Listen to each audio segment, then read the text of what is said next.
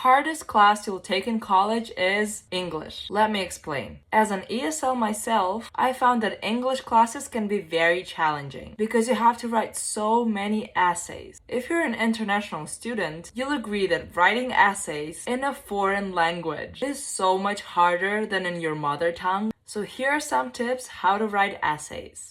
Plan your structure. Outline your introduction, body paragraphs, and conclusion before you start writing. This ensures clear and logical flow of your ideas. Strong thesis statement. Develop a concise thesis statement that clearly presents your main argument or point. This will guide your entire essay, and it's so important. Use evidence. Support your arguments with relevant evidence and examples from credible sources. This strengthens your claim and adds credibility to your essay. If you want a tool that will help you write your essay, compose your outline, or help you do the research, check out Textera AI. The link is in a bio.